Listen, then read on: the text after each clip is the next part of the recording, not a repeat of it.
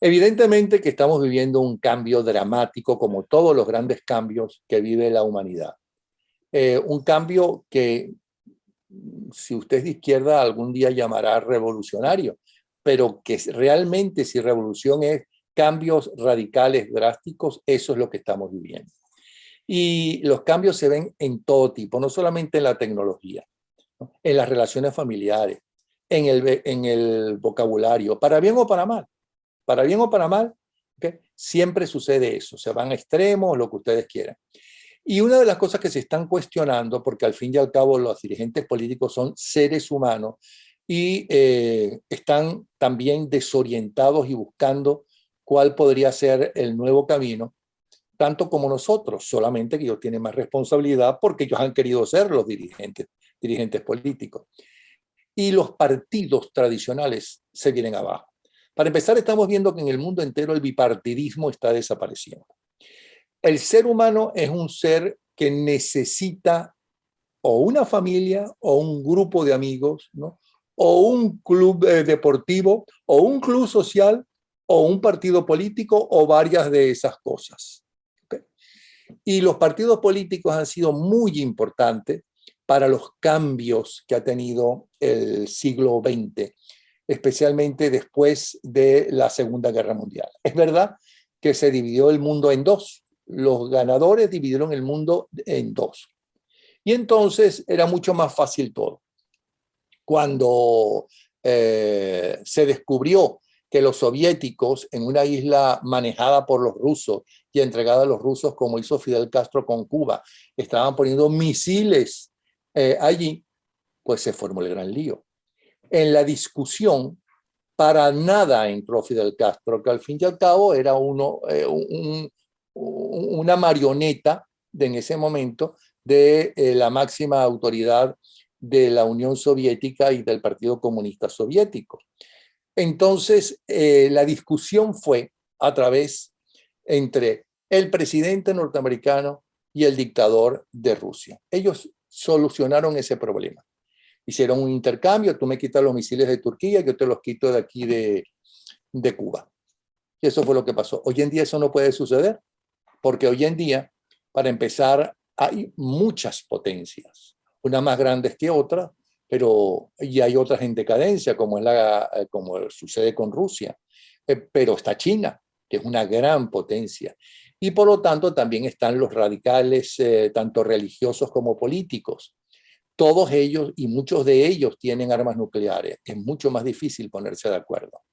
Los partidos políticos también sufren exactamente lo mismo y el bipartidismo. Yo quiero preguntarle en este programa a un hombre que ha cuestionado, que viene de un partido político, que conoce lo bueno cuando el partido donde él estaba haciendo una verdadera revolución en educación, en obras, en infraestructura, en el gran crecimiento como nunca antes de la clase media, que venía de la clase humilde, la clase media de ahí venía, en fin, pero también vivió la decadencia. Todo surge, hasta los imperios tienen su gran momento y después decaen. Estamos evidentemente viviendo la decadencia, por ejemplo, de Adey de Copey.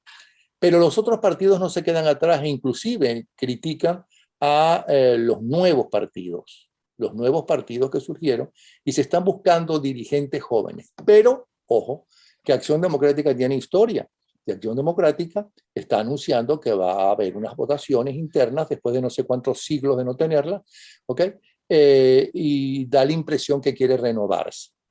Yo quisiera escuchar, que ahora hable solamente él, a Daniel Lara Farías sobre no solamente la decadencia de los partidos, sino más importante, cómo siente él que se están formando los partidos del siglo XXI para que vuelvan a tener la importancia, la jerarquía y vuelvan a poder acelerar, ¿no?, a lo mejor de la sociedad. Bienvenido, Daniel Lara Farías. Gracias, Napoleón. Bueno, está difícil el reto que me pones, pero yo escuchándote, Napoleón, y tratando de entrar en materia, yo creo que el gran problema es precisamente que de alguna manera, ese mundo que conocimos de la posterior a la Segunda Guerra Mundial era, entre comillas, más sencillo desde el punto de vista de las tomas de posiciones. O estabas con la Unión Soviética o estabas con los Estados Unidos. Y había siempre un resquicio de los llamados no alineados, que intentaban no estar alineados, pero siempre lo estaban. Porque su toma de partido muchas veces no dependía de ellos, sino de hechos fácticos. Los países de América Latina se les hacía muy difícil colocarse en contra de los Estados Unidos en el contexto de la Guerra Fría, donde quien se convertía en un incordio para los intereses de los Estados Unidos terminaba invadido o terminaba en situaciones muy difíciles. Igual pasaba al otro lado de la cortina de hierro. Le pasó a Hungría, le pasó a Alemania, que terminó dividida, Checoslovaquia. le pasó a Checoslovaquia, y bueno, al otro lado, lo que vivió Vietnam, lo que vivió Corea, que aún lo vive, no es cualquier cosa. Pero el gran problema, mira, a mí me ocurrió, yo creo que el momento en que yo me desperté del sueño lisérgico de la socialdemocracia fue cuando en el año 2010 me enviaron, becado por el PSOE, a un curso en una fundación de formación ideológica del PSOE en Madrid. Vamos a decir a la gente que no conoce cómo es la política española, que el PSOE, al igual que sucedió con Acción Democrática, venía de los lineamientos comunistas, pero no eran ya comunistas, eran socialistas. Fue el Partido Socialista Obrero Español. Y aliado, tradición, miembro de la Internacional Socialista, aliado de Acción Democrática, muchos años, etcétera, etcétera. Y cuando, estando en ese curso, yo empecé a sentirme tan mal, porque todo lo que me estaban diciendo me olía a naftalina, a cosas que ya estaban superadas. Y además de eso, a darme cuenta de que ya se había cumplido la agenda y ocurrió. La socialdemocracia cumplió, se puso una agenda. La socialdemocracia decidió caminar por la senda de la reforma en vez de caminar por la senda de la revolución, como hacían los marxistas. Y decidieron que el sistema capitalista, más que destruirlo y todo aquello, había que vivir dentro de él haciendo las debidas reformas con justicia social, etcétera, etcétera, para que en efecto el ciudadano alcanzara en democracia, sin dictadura del proletariado, alcanzara las reivindicaciones que quería. ¿Qué reivindicaciones?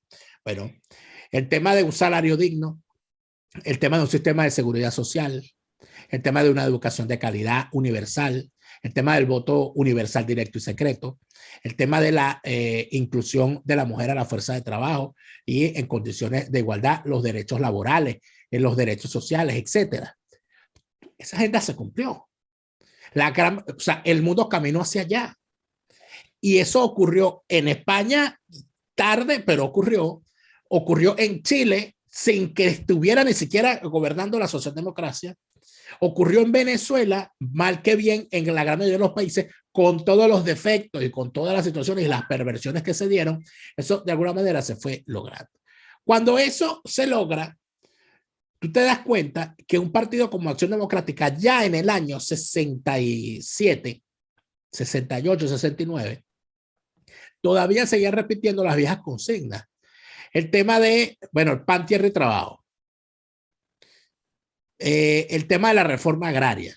Eso fue un tema que en Venezuela, ya para el momento en que Acción Democrática en el 58 vuelve al poder, de alguna manera ya el campesinado no era lo que históricamente había sido y lo que seguía siendo en países como Colombia, por ejemplo, donde la producción agropecuaria sigue siendo algo importante. En Venezuela el petróleo acabó con eso. Entonces ya las reivindicaciones estaban de modé. Entonces estar hablando de las tierras para el campesino y tal, era algo que a la gente, o sea, no combinaba con las aspiraciones inmediatas. Eso a mí ahí empezó mi proceso de reflexión y al final yo terminé, por supuesto, por razones además, donde uno se daba cuenta que, bueno, que una cosa es lo que está en los planteamientos y en los libros, y otra cosa son las sinvergüenzuras partidistas, las triquiñuelas, el electoralismo a priori, el que no importa cuál sea tu pensamiento, lo importante es que caigas bien y que la pegues y que tengas el favor del jefe para llegar a un cargo o a una posición, y además de eso, el intentar jugar un juego electoral frente a una organización criminal en el poder, eso evidentemente uno termina saliéndose. Pero más allá de eso, cuando tú revisas a la socialdemocracia en Chile, cuando revisas a la socialdemocracia en España, en Alemania, te das cuenta de lo mismo. E inclusive cuando revisas al Partido Demócrata en los Estados Unidos, cuando revisas lo que le ocurrió a la democracia cristiana italiana, la histórica democracia cristiana italiana, Dios mío, lo que le pasó a los socialistas franceses, lo que le ha pasado a la gran mayoría de los partidos históricos del mundo, terminamos en lo mismo. Es que las ideologías murieron. Es que las ideologías como dogma, eso se murió. En tal sentido, lo que sustenta hoy en día a los partidos es la defensa de causas. Y los partidos van cada vez más hacia la segmentación en función de esas causas. ¿Cómo es? Es que yo creo que la gente estaba en esos partidos y esas ideologías las tomaban como se tomaba una religión. Sí. Es decir, tenías que creer en eso y si no estabas de acuerdo, estabas tú equivocado por no estar de acuerdo con lo que te decía su líder. Pero eso funcionó durante mucho tiempo. Funcionó durante mucho tiempo porque el mundo era otro, Napoleón. El mundo era otro, el mundo era aquel donde las aspiraciones eran otras, donde la tecnología era otra, donde el acceso a la información era otra, donde las formas de vivir eran distintas. Hoy, ¿qué ocurre? Hoy hay otras preocupaciones. Hay un fenómeno particular. El asunto está en que los partidos hoy en día tienen que estar vinculados a la defensa de una causa que movilice a la gente. Hoy los partidos no buscan ser atados, no buscan estar atados a un gran dogma. ¿Qué es lo que ocurre? Que en algunas sociedades y en algunos sistemas políticos, determinada causa se convierte en factor de movilización y surgen fenómenos de importancia. Creo que España, en los últimos 15 años, es ejemplo particular de esto. Cuando en España surge aquellos movimientos que se dieron en Madrid, del famoso movimiento, creo que fue del 11 de marzo, que empezó, donde empezaron unas protestas de calle y unas exigencias de calle, etcétera, etcétera, y terminaron armándose unos movimientos, siempre a la izquierda, etcétera, etcétera. Eso fue el preludio de todo lo que ocurrió luego con Podemos. Y luego se da una reacción importantísima al sectarismo nacionalista catalán y al anquilosamiento del partido principal del centro derecha, que era el Partido Popular. Y de ahí surge Ciudadanos. Experimento que lamentablemente no llegó más allá porque perdieron, en efecto, el camino. Pero de unos años para acá surge un partido que está defendiendo una causa que le ha sido muy difícil vender porque el corsé que se impone, sobre todo a la hora que se analiza esto en los medios de comunicación, intenta seguir viendo a los partidos como o eres de izquierda o eres de derecha. Si defiendes esto, eres de extrema izquierda, y si defiendes esto, eres de extrema derecha. Y el partido Vox. Aunque son tan parecidos a la hora de la verdad. El asunto es que cuando tú ves que en España hay una preocupación real, una preocupación legítima, que la he visto en mis últimos viajes a España, que por cierto ha ido cambiando de nivel, y la guerra en Ucrania ha sido un factor fundamental en todo esto, porque demuestra que las ideologías se murieron, porque cuando tú ves que un partido como Vox está defendiendo la nación española, en Venezuela eso puede verse de una manera, en los Estados Unidos de otra, pero cuando las fuerzas que hay de la izquierda española están defendiendo causas que buscan la disgregación de España, la independencia de Cataluña, el perdón y el olvido a los crímenes de ETA, el imponer por encima del español una cosa que no se entiende, imponer por encima del español y casi que segregar al español en zonas como Cataluña, como el País Vasco, como Galicia, eso evidentemente genera una reacción.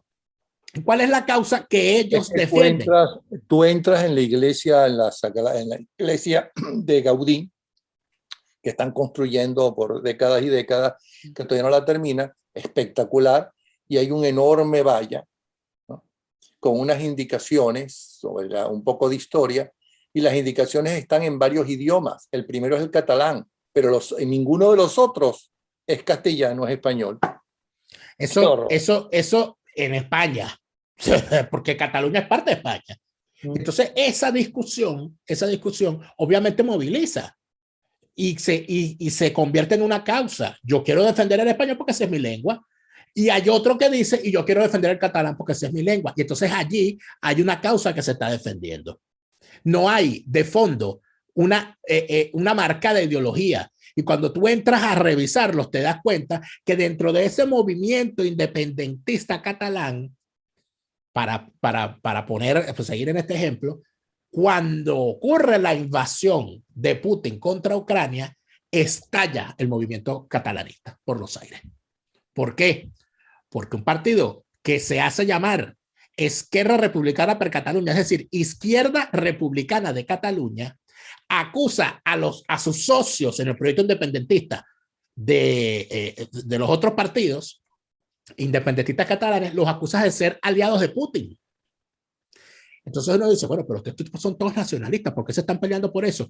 Porque efectivamente hay unos que se asociaron a Putin porque Putin, a través de sus financiamientos extraños y de sus permisividad o puesta al servicio del movimiento independentista catalán, puso a los medios de propaganda rusos a favor del movimiento independentista. Y ellos estaban muy felices con eso.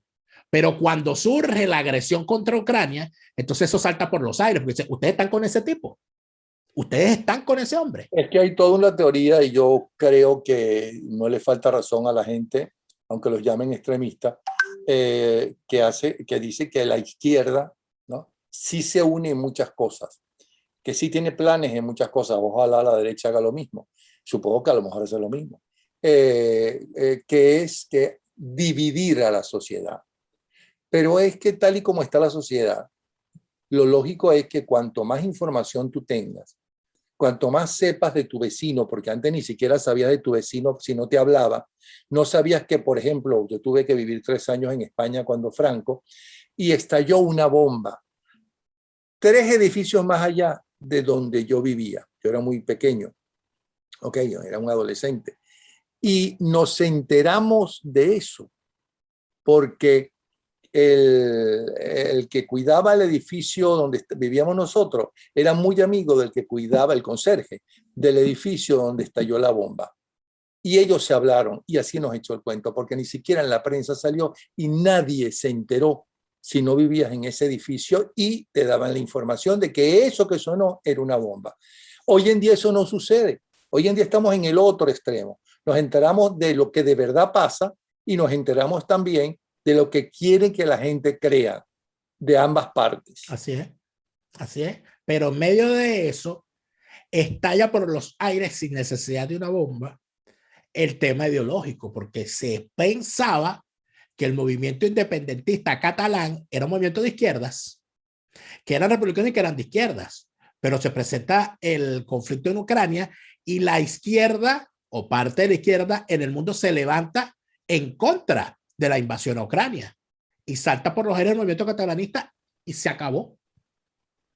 Se acabó la unidad dentro de ese movimiento. ¿Tú no piensas que, y vamos a movernos ya saliendo de España y hablar en general de los partidos y en especial de lo que tú crees que debe ser en Venezuela, o tú sueñas o te gustaría o que fueran los partidos en Venezuela? Lo que todo se aceleró, íbamos hacia todo esto, pero poco a poco. Todo se aceleró con el COVID, el confinamiento, las tecnologías, el acceso al Twitter y a un montón de cosas más, de las nuevas tecnologías. Pero en el ambiente político, el presidente de Ucrania se ha portado como un tremendo líder que ha unificado el mundo en contra de Rusia y de la invasión, más que de Rusia, de la invasión de Putin y compañía. Todo eso ha acelerado la situación. Pero eso es lo que nos están mostrando los medios occidentales. Cuando nos asomamos a esa cloaca que es la propaganda rusa, pero Putin es el nuevo libertador, una cosa impresionante, ¿no? Yo trato de no intoxicarme o de infoxicarme, pero hay algo particular en medio. Sí, pero es el nuevo libertador totalmente aislado, excepto de las peores 4, 5, 10 peores dictaduras del mundo, la Unión Europea, los Estados Unidos, los países latinoamericanos, excepto las 3 dictaduras peores, ¿okay? Todos en contra de Putin. Putin perdió la guerra. Sí, pero yo soy muy a estas alturas, muy reacio a darle categoría de héroe a ningún dirigente político. Yo prefiero esperar los hechos. Lo que sí está claro es que Zelensky está en Ucrania. Lo que sí está claro es que ese señor se quedó en Ucrania en medio de una guerra. Y lo que sí está claro es que Putin es un agresor y un delincuente internacional, criminal. Y no por lo que hizo Ucrania, no, pues por los 20 años que tiene haciendo lo que está haciendo. Lo de Ucrania es la gota que rebasa el vaso. Pero más allá de todo eso, entonces está el otro tema. Es verdad. Espérate, se te olvida algo importantísimo y dificilísimo que creo que por primera vez se logra. ¿Ok? La enorme mayoría de los grandes capitales, la enorme mayoría, ¿no? Rechazando las ganancias de un país tan enorme, con tanta población como Rusia, ¿no? Para defender la libertad en los países, la libertad en Ucrania y la libertad en los diferentes países del mundo. Pero es que si te das cuenta, hay una cosa que es mucho más peligrosa porque el altruismo del capital, no hay nada más cobarde que $1.000.000, dicen por allí. Recuerda que el peso de la opinión pública en contra de todo aquel que esté asociado a Putin ha sido bestial. Y ninguna empresa va a arriesgar, o sea, tú sacas la cuenta, el mercado ruso es grandísimo, pero el resto del mundo es más grande que Rusia. Si a mí me rechazan en el resto del mundo porque sigo haciendo negocios en Rusia, yo prefiero salirme de Rusia aunque pierda ya. Lo que quieras, pero es la primera vez que todo eso por supuesto, pero que ocurre, pero ¿cuánto va a durar eso? No lo sabemos. Ahora, lo que sí está claro es una cosa. Fíjate, hablando de los partidos, sería bastante difícil a cualquier ideólogo preguntarle qué ideología es Putin y que preguntas a 5 ideólogos y ninguno va a llegar a una conclusión. ¿Es de izquierda? ¿Es de derecha? ¿Es comunista? ¿Es fascista? ¿Qué es Putin? No lo va a poder responder porque no hay respuesta. Pero así como no hay respuesta con él, es que no hay respuesta con el resto tampoco. Ejemplo de esto, cosa básica. Cuando tú ves que aparecen retratados con Putin, nada más y nada menos que el señor Bolsonaro, al cual acusan de ser de la abominable ultraderecha, y al mismo tiempo retratado con Putin al señor Alberto Fernández, sigüí del kirchnerismo, de la izquierda kirchnerismo, de los exmontoneros, de esa gente. O sea, esa foto hay que verla. Cuando ves al mismo tiempo que sale Ahmadinejad, a ver, o que ese pajarito, el iraní, a clamar en contra de Putin, cuando ves que aparece el señor Erdogan de Turquía haciéndose muy elegantemente el museo en medio de todo esto, entonces uno empieza a revisar que las cosas cambiaron a como eran antes. Napoleón, cuando aquí la Unión Soviética le metía los tanques a Hungría, aquí todo el mundo, todos los comunistas a pararse frente y decir que bueno. Y el que se atrevía a decir, no me gusta eso, lo acusaban de revisionista, de traidor y lo expulsaban del Partido Comunista. Eso no está ocurriendo ahora. De ninguna manera. Porque la situación es distinta. Porque se murió el dogma ideológico y lo que hay ahora es la defensa de las causas. ¿Qué está defendiendo Bolsonaro? El proyecto nacionalista militar de Brasil de toda la vida. Que Brasil sea una potencia regional y de allí saltar a ser una potencia mundial. ¿Qué está defendiendo Turquía? El orgullo otomano y la reivindicación de las viejas glorias. ¿Qué está defendiendo Alberto Fernández? Bueno, una cosa muy básica, el potencial exportador de Argentina. ¿Qué está defendiendo Irán? Pues Irán está calculando todo esto muy bien. ¿Quién está atacando bases de islamistas en Siria para jugar y para proteger y para ayudar a la protección de Israel? Rusia y Putin.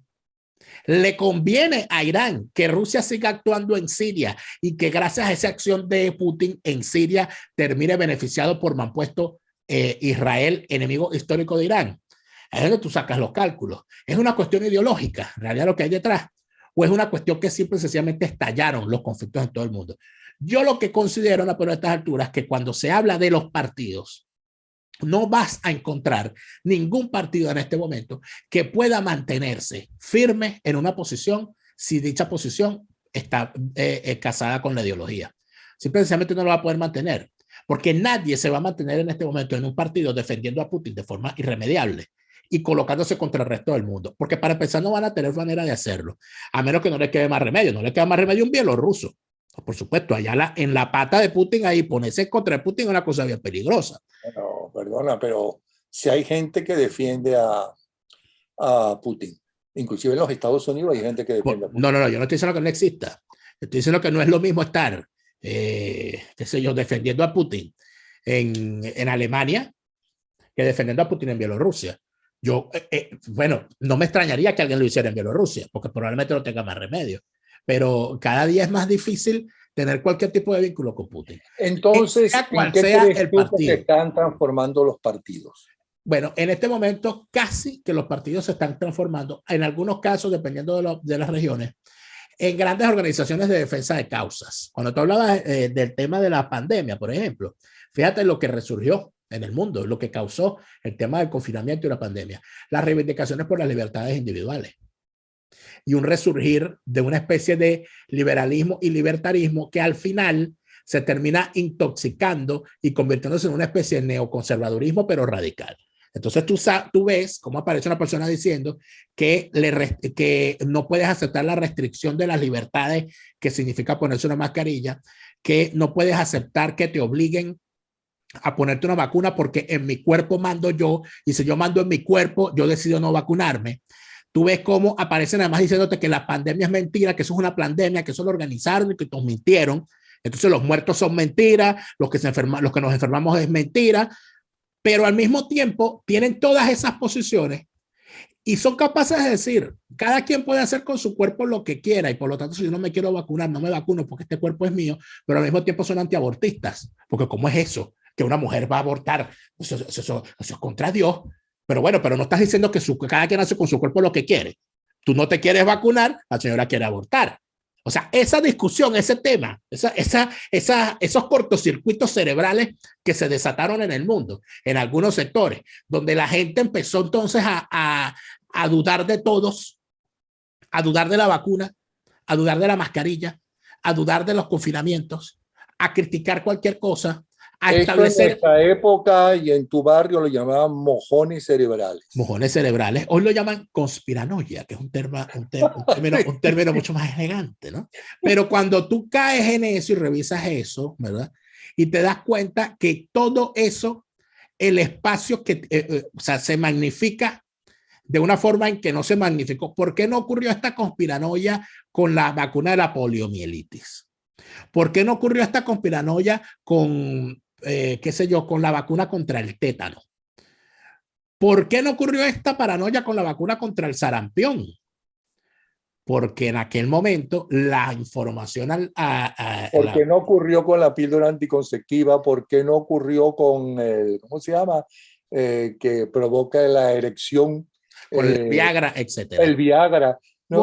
Por una sencilla razón, porque el acceso a la información es distinto y porque la expresión de la opinión ahora no está supeditada a lo que decida el editor de un medio sacar al aire, sino que cualquier persona con un celular en la mano decide poner yo no me voy a vacunar. Y cuando lo pones que no te vas a vacunar, te escribe otro, yo tampoco. Y cuando vienes a ver, tienes un batallón de gente, ¿verdad? Diciendo que no. Y el que tiene el teléfono dice, ay, mira, estoy logrando esto. Entonces voy a crear 10 cuentas más de Twitter de antivacunas. Y cuando vienes a ver, tienes 700,000 cuentas manejadas por 70,000 tipos que te magnifican un mensaje que no necesariamente representa a lo que ese universo en las redes sociales te plantea. Y sobre las teorías de conspiración de las cuales tú has tocado, tenía razón Goebbels, cuanto mayor sea la mentira, ¿no? Primero se la cree la gente. Pero, por supuesto, pero además de eso, no es lo mismo que tú le dediques 5 minutos al día en la radio a escuchar nuestro insólito universo, a que tú entres en las redes sociales, en YouTube y hasta ahora, hasta en medios convencionales, y veas aquel despliegue de teorías y de tesis conspirativas con respecto al asunto, que prácticamente termina la gente diciendo, yo mejor no veo nada porque en realidad no sé. Entonces, todo eso, ¿en qué termina? Es que es una cosa muy difícil creer hoy en día. Y eso afecta a los partidos de Napoleón. ¿Cómo le crees tú a un político? Por ejemplo, yo veía ahorita en España la gran discusión, el tema de la presidenta de la Comunidad de Madrid, que es Isabel Díaz Ayuso, miembro del Partido Popular, con quien estalló un gran escándalo, porque resulta ser que los dirigentes máximos de su partido la estaban espiando para chantajearla con una supuesta contratación irregular de una empresa de su hermano, o donde involucraba a su hermano. Toda la discusión se da. Termina cayendo la cúpula del partido. Termina la señora reivindicada, pero sigue la misma pregunta. Pero un momento, ¿de qué era el contrato de compra de mascarillas? Es decir, que la crisis del Partido Popular la causó la pandemia. El COVID mató a la cúpula del Partido Popular, porque la contratación fue por unas mascarillas, ¿no?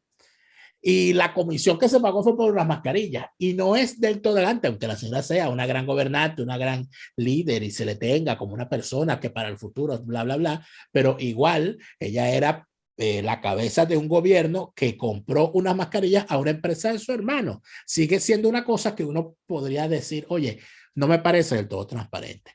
Pero la discusión no está allí. Te voy a pedir una cosa, aunque lo hayas pasado muy bien, como me dicen, ¿no? Y hasta altas horas de la noche durante un mes en la calle, ¿ok?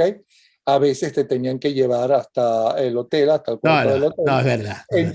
No, pero hablando en serio, hablemos entonces de la situación actual de los partidos políticos y cuáles crees tú que están cambiando la historia y que podrían ser como lo fueron los partidos que hicieron historia en Venezuela. Que si Mira, hay un partido, una nueva generación del 28, sí, ya mira, aparece una nueva generación del 28 que hizo historia.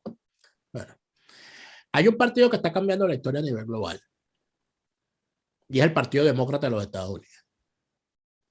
Y no por las vías buenas, sino por las Pero vías estamos malas. hablando, insisto, ¿Quieres que hable de Venezuela? Y para allá voy. Ajá. Para allá voy. El Partido Demócrata de los Estados Unidos ha caído, al igual que buena parte de los partidos de la centroizquierda a nivel mundial, en una vorágine donde han perdido el rumbo y se han atado, en vez de a estrategias políticas, a estrategias de marketing. Y en esa vorágine apareció el fenómeno Trump, que terminó convirtiendo a toda la política de los Estados Unidos y en el hemisferio en un gran debate sobre si estamos con Trump o estamos contra Trump. Y todo empezó a girar alrededor de eso, del pelo de Trump, de la peluca de Trump, todo alrededor de eso.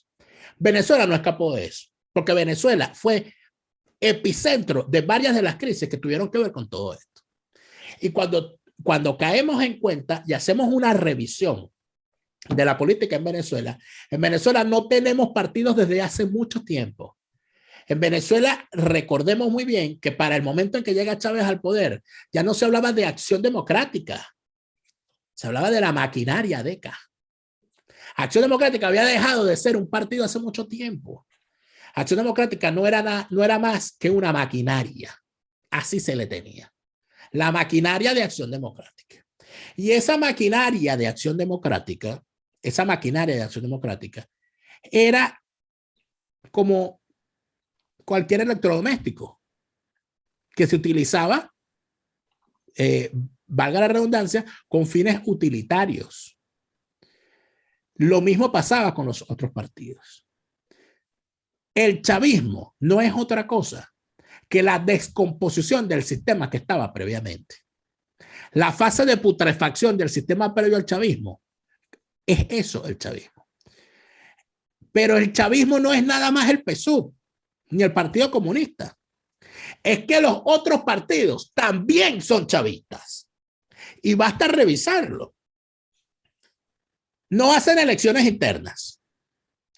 Tienen a los mismos dirigentes desde el año 99. Cuando algún dirigente dentro de esos partidos le cuestiona al jefe, mira, ya está bueno, lo votan. Y entonces ese dirigente se va, forma otro partido y hace lo mismo. No, él es el jefe, este partido es mío, y aquí mando yo. Y el que se alza que se vaya y forma otro partido. Y así como los gremlins que les cae agua. Eso se llama caudillismo y nada nuevo en nuestra historia. Nada nuevo en nuestra historia. Y es allí entonces donde tenemos que llegar.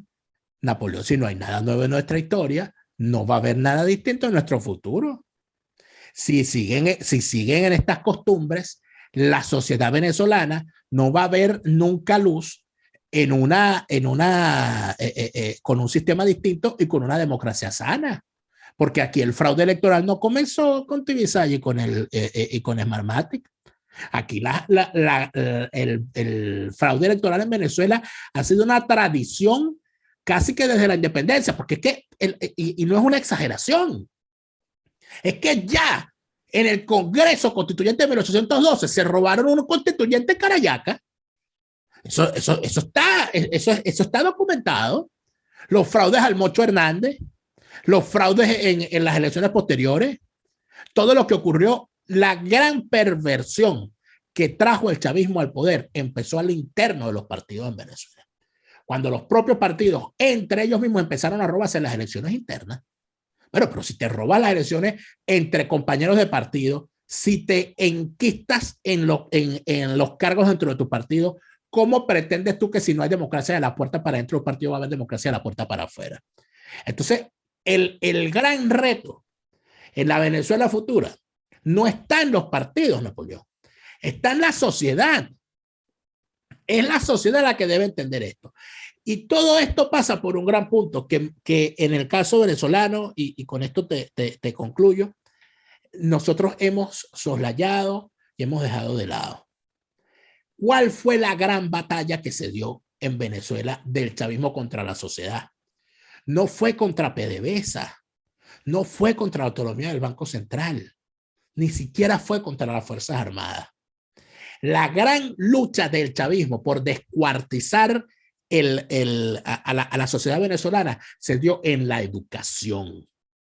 Ellos llegaron desde el 99 en contra del sistema educativo para imponer un modelo educativo distinto. Y por eso es que ocurre el 11 de abril, porque las primeras que salen a la calle son las madres con el grito "con mis hijos no te metas", porque estaban viendo lo que venía. Porque le querían imponer un modelo educativo, querían pasar por encima de la formación de los docentes, querían imponer la ideología en los salones, querían cambiar el pensum educativo, querían imponer libros de historia nuevos, querían sacar materias y lo hicieron.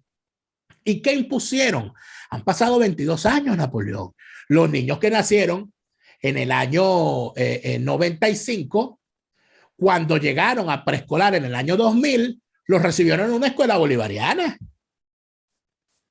Esos niños que hoy tienen 30 años, ¿por dónde pasaron? Pasaron por todo ese sistema educativo.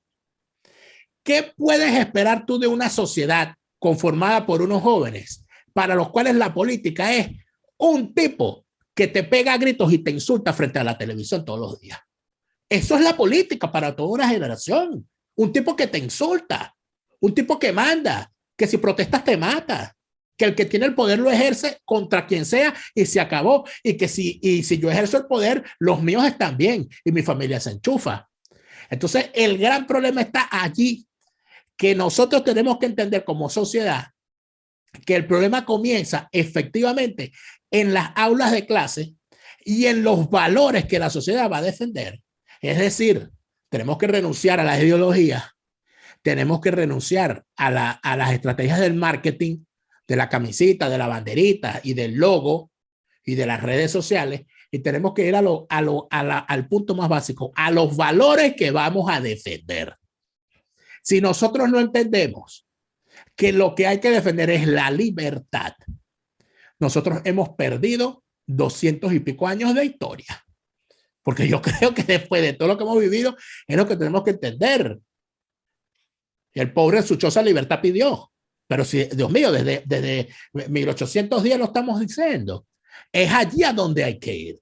A entender que la lucha al final es por la libertad. Y hay que educar para entender el valor de la libertad. Y hay que defender la libertad. La libertad mía, mi libertad individual, la libertad del otro, las libertades comunes, las libertades económicas, la libertad de pensamiento, la libertad de expresión. Es eso lo que está en juego. juego. Que después de todo este fracaso, después que la mayoría de la gente está peor que antes, que está peor que en las crisis que vivió al final la democracia, por lo cual votaron la gente contra ella a favor de un desconocido, ¿no?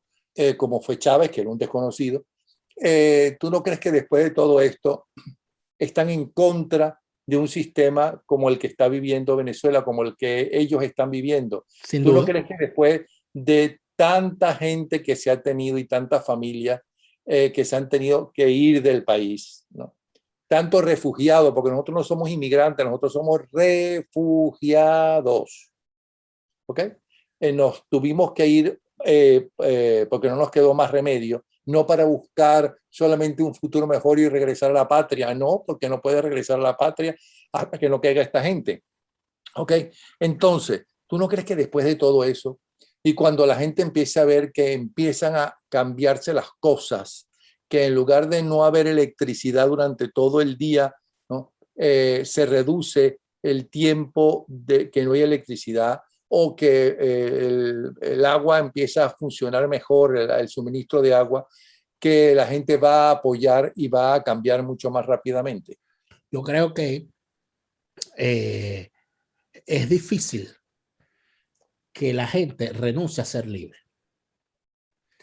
Y quizás el que ha sido prisionero mucho tiempo. Entiendo, ¿cómo que renuncia a ser libre? La gente no es libre es ahora. muy difícil que la gente renuncie a la libertad. Porque después que tú conoces la libertad, tú no quieres volver a la esclavitud. Eso es intrínseco al ser humano. El problema es ese. El problema es ese, Napoleón. El problema es que... Perdón, ¿tú no crees que todas estas décadas de formación de diferentes juventudes, de diferentes jóvenes que luego fueron adultos, que luego se casaron y demás, que hizo la educación de los dos principales partidos políticos, ADE y COPEI, eso sigue por dentro interiorizándose, que el venezolano lo que quiere es libertad y la democracia porque lo aprendió, y que además protesta. Todos los días hay mínimo 15, 16, 20 protestas a lo largo del país, a pesar de la represión. Claro. Que todo eso lo aprendieron con todo eso que llaman la Cuarta República, y que no lo han olvidado y que está dentro de nuestra sangre, de nuestra forma de pensar. El problema es que así como una elección no hace, el hecho de que haya elecciones no hace un país democrático, el hecho de que haya protestas tampoco hace a una sociedad libertaria. No. Es que el concepto de la libertad, porque una persona puede estar protestando, oye, porque me dieron... Por el agua, por la luz, pero una persona puede protestar porque, oye, mira, yo quiero que en la caja CLAP venga harina pan, porque no me están dando harina pan. Sí, pero pregúntase a los norcoreanos si ellos pueden protestar, ni siquiera. Por supuesto, Napoleón, pero es allí donde está la comprensión del tema de la libertad, porque muchísimas veces la supresión de las libertades comienza con el mismo cuento del sapo al que meten en la olla de agua fría. Cuando viene a reclamar ya está cocinado. Entonces, ¿cuál es el problema? Que cuando se ha convertido a la protesta en una herramienta para obtener prebendas del propio sistema, se olvida la libertad. Porque el asunto no es que haya harina pan en la caja CLAP, el asunto es que la caja CLAP no debe existir, que lo que debe existir es la libertad de una persona de que no le destruyan su moneda, de que con el fruto de su trabajo poder ir a comprar lo que le dé la gana en la calidad que le alcance o que le dé la gana de comprar, y que no le quiten lo que tiene, el fruto de su trabajo, que no lo expropien, que no lo confisquen, que no lo roben en la calle, que se respete el derecho a propiedad. Estamos de acuerdo, pero para terminar, ¿cuál es el dirigente político que tú crees que necesita el país, los jóvenes dirigentes, para que tengamos otro grupo de jóvenes que cambien la historia del país, que modernicen el país, como la tan mentada generación del 28. Podemos contar con una nueva generación del 28 hasta mejor que esa, aunque ahora el país es mucho más difícil y más complicado que lo que recibió Jovito Caldera, Gustavo Machado, y me falta uno. Jovito, bueno, y Rómulo Betancourt. Yo creo que se necesita una comprensión en el liderazgo político para el futuro, porque yo te digo sinceramente que yo no creo que del liderazgo actual se pueda sacar algo, quizás soy muy idealista, porque los vicios son demasiado profundos. Yo lo que creo es que no va a quedarle más remedio a la sociedad venezolana que sacar de su seno a nuevos liderazgos que comprendan la necesidad de construir una nación con nuevos valores. Eso no es imposible, pero tampoco es algo que se puede hacer como el café instantáneo, porque para que ocurriera la generación del 28, ¿qué tuvo que ocurrir en el país?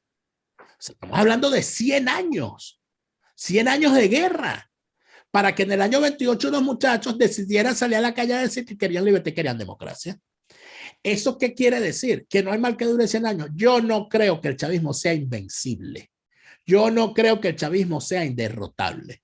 Yo no creo que no haya forma de salir de esta gente. Yo estoy convencido que sí se puede salir y estoy convencido que se puede construir un país con libertades plenas y donde además seamos mucho mejores de lo que hemos sido en el pasado. Yo estoy convencido de eso. Pero en este momento, puede estar equivocado, yo no lo estoy viendo. Pero el hecho de que yo no lo vea no quiere decir que no vaya a ocurrir en el futuro, porque aún con toda esa educación hecha para esclavizar a la gente, aún con toda esa educación hecha para que la gente memorice consignas y que si Chávez vive y que si el sol nace por el Esequibo, toda esa estupidez que pone a la gente a repetir. Napoleón, la Unión Soviética tuvo 70 años haciendo lo mismo e igual se cayó. La cortina de hierro mantuvo a la gente sometida durante todo esto, repitiendo consignas y sacándolos a marchar y venerando estatuas y el culto de la personalidad y el bigote de Stalin y todo lo demás. ¿Y para qué sirvió todo eso? Los venezolanos no son, a pesar de todos los adelantos de la represión y la tecnología, yo dudo muchísimo que sea posible mantener a todas a las generaciones que vengan amarradas para que no digan en determinado momento, no, esta gente se tiene que ir. Y yo creo que eso va a ocurrir. Tarde o temprano va a ocurrir. Y lo que tiene que hacer la sociedad venezolana es transitar por la senda de educación en valores y de la política con principios, con valores de verdad que sustenten a la sociedad, no en base al clientelismo. Bueno, gracias, Daniel. Gracias a ti, Napoleón. Entonces, Daniel Lara Farías, ustedes lo conocen y lo han escuchado no solamente por YouTube, sino en el programa que mantiene junto con su compañero en RCR, bueno, lo que queda de Radio Caracas Radio, porque también ha sido perseguida, como todo aquel que quiere luchar por la libertad de Venezuela. Un abrazo, Daniel. Nos vemos.